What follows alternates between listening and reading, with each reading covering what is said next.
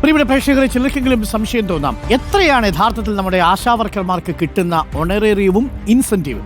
അവർക്ക് നിലവിൽ ശമ്പളം കിട്ടുന്നില്ല. കാരണം അവരെ വേജസ് ആക്ടിന്റെ പരിധിയിൽ ഉൾപ്പെടുത്തിയിട്ടില്ല. സെൻട്രൽ സ്കീമായ ആശാവർക്കർമാരെ സന്നദ്ധ പ്രവർത്തകർ എന്ന കാറ്റഗറിയിലാണ് ഉൾപ്പെടുത്തിയിരിക്കുന്നത്. അവർ പ്രവർത്തകരാണ്. അത് മാറ്റേണ്ടത് കേന്ദ്ര സർക്കാരാണ്. ഇനി നോക്കൂ, എന്താണ് ആശാവർക്കർമാർക്ക് കിട്ടുന്ന ഇൻസെന്റീവും ഒണറേറിയവും? അതിൽ സ്റ്റേറ്റിന്റെ പങ്കെത്ര, കേന്ദ്രത്തിന്റെ പങ്കെത്ര? ആശാവർക്കർമാർക്ക് നിലവിൽ കിട്ടുന്നത്, പരമാവധി കിട്ടാൻ സാധ്യതയുള്ളത് 13,260 രൂപയാണ്. ഈ 13,260 രൂപ എങ്ങനെ വരുന്നു എന്ന് നമുക്കൊന്ന് കാൽക്കുലേറ്റ് ചെയ്യാം. സംസ്ഥാന സർക്കാരിന്റെ ഫിക്സഡ് ആയിട്ടുള്ള ഒണറേറിയമാണ് 7,000 രൂപ. ഇതാണിപ്പോൾ ആന്ധ്രാപ്രദേശ് സർക്കാർ 10,000 രൂപയാക്കി മാറ്റിയിരിക്കുന്നത്. കർണാടകയും തമിഴ്നാടും പോണ്ടിച്ചേരിയും എല്ലാം 10,000 രൂപയിലേക്ക് ഉയർത്തുന്നു.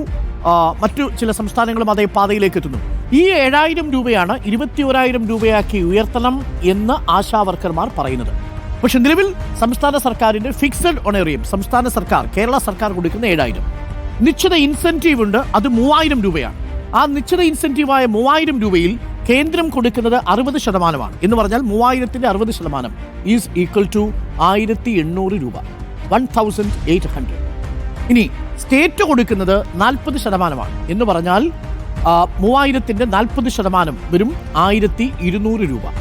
ഇപ്പോൾ സ്റ്റേറ്റ് ഇൻസെന്റീവും ഒണേറിയറും കൂടി ഒരുമിച്ച് കൊടുക്കുന്നത് പ്ലസ് 7,000 കൂടി കൂട്ടിയാൽ കൊടുക്കുന്നത് 8,200 രൂപ ഇതുവരെ.